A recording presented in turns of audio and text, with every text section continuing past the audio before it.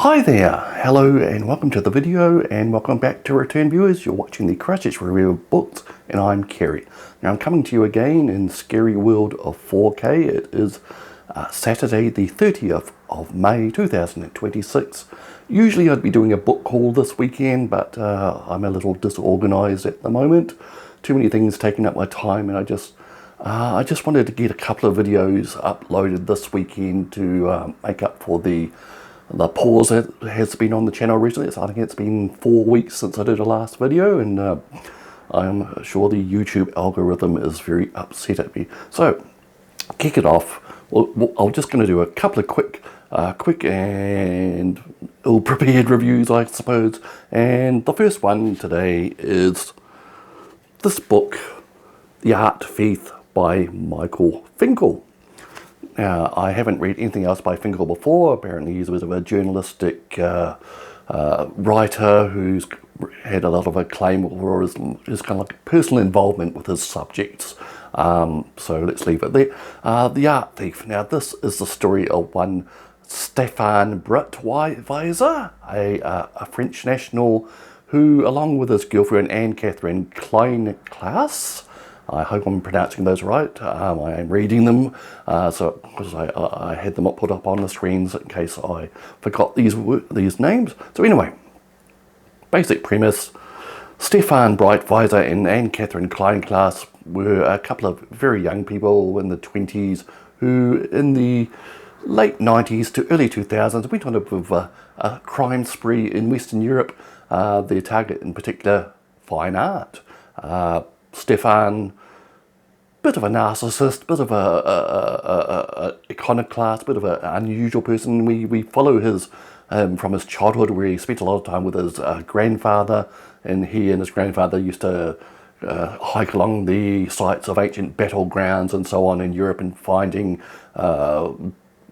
remains of weapons and artifacts like that. And Stéphane, as a child, amassed a small collection of objects like this, and as he grew up he became fascinated with artworks and objects from a certain period, like late medieval onward to the Renaissance sort of time frame. And something went wrong with his personality as he grew up. He didn't make many friends. I can relate to that. And he kind of was a kind of inward pointed, and he saw himself as like the smartest guy in the world, or what have you. And as part of this kind of inward pointed personality thing, he decided that when he saw a piece of art which met his fancy, he would steal it. And he later met Anne-Catherine, who was a medical assistant, kind of like a nurse assistant or something, and together they basically went on a spree from the late 90s, early 2000s. They'd go to museums or churches or art galleries and find something that wasn't basically nailed down, and they'd very matter-of-factly lift it, steal it. And what distinguishes him from other art thieves of history is that he wasn't selling them on, he wasn't trying to make money out of this stuff, he was basically collecting it all. And he lived with Anne-Catherine in his mother's house, his mother Morale.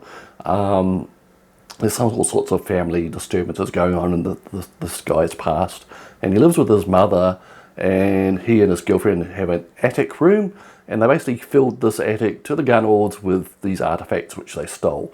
I think the count was up to over 150 things they stole, including paintings, sculptures, carvings, furniture, weapons, all sorts of things. If Stéphane liked it, it had to be his.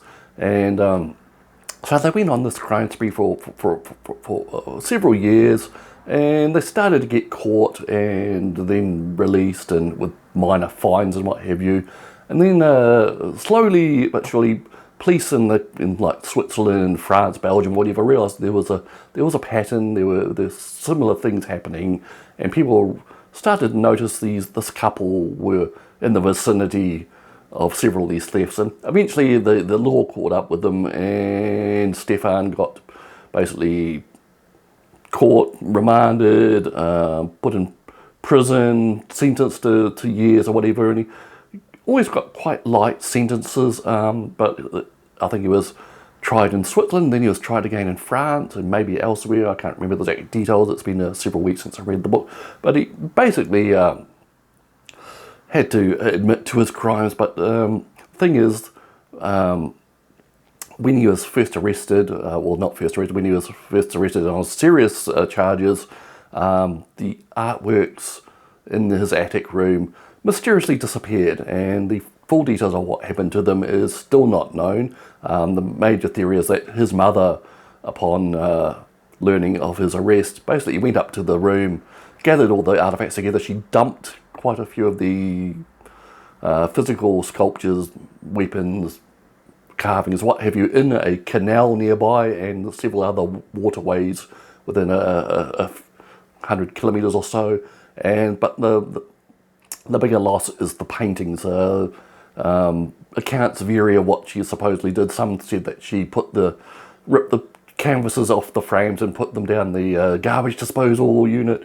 Other people say that other evidence points that she put all the paintings in a pile, poured petrol over them and lit them. Thing is that most of the paintings have not been recovered. The exact fate of them is unknown, but they are all assumed destroyed. Many of the actual other objects, sculptures, what have you, have been recovered and restored and returned to their correct places. Now, Breitwieser basically couldn't help himself. He did serve time in prison, got out, and he's basically been arrested a couple of more times in recent years for... he actually changed his ways, basically, but not for the better. He, instead of keeping all the stuff himself, he did start trying to deal stolen art, and that's what has caught up with him. I think he last was sentenced in something like 2023, and he's around the same age as me now, in his early 50s, so he spent the last 30 years basically living with his poor choices. Meanwhile, his relationship with Anne Catherine kind of fell apart after his earlier arrests. He was surprised when he came out of prison to learn that she had a child with another man. Also, while she was with him, she secretly had an abortion, which kind of offended his morality for some reason, as if he had any morals doing what he did. So the book is very matter-of-fact reportage for the most part. We follow the couple on their spree. This is based on interviews that Finkel had with Breitwieser, however you pronounce it. There's also been documentaries and other books. I think he also wrote a sort of self-aggrandizing autobiography about his life and art stealing escapades. There's a little bit of analysis of him, what makes him tick. The Finkel talks to various psychologists who interviewed him for his trials, and also looks at the examples in history of people who collected things, hoarded them, what have you, rather than sold them, and he kind of tries to peg him in various categories of psychological issues and so on. So it's a fascinating book. It's not exactly deep and meaningful. It's a kind of fast read. It's very bright and breezily written. I just got mad at this guy basically reading it. His kind of hubris and narcissism. He was always the most intelligent, most important, most richest, most famous person in his own mind, and he kind of tried to pull his girlfriend along with him. She was a little bit hesitant, but she went along for the ride. She was like the lookout on these raids that they did, and she helped him get away many times. So she isn't innocent. So that's pretty much it. So that is The Art Thief by Michael Finkel. I'm trying to bring up the cover again. There we go. This is, I think, the UK cover, or I'm not sure. There's a very different cover with like a stuffed bat in a picture of one of the paintings that he stole. That one may be more common. This is the cover that came with the Kindle edition. So that is The Art Thief by Michael Finkel. Entertaining, interesting. It'll make you angry. It'll make you wonder at some people's minds, and it will make you appreciate art a little bit more. There is some discussion in the book about that as well. So, okay, on with the show. We'll be back very shortly with another review. Cheers.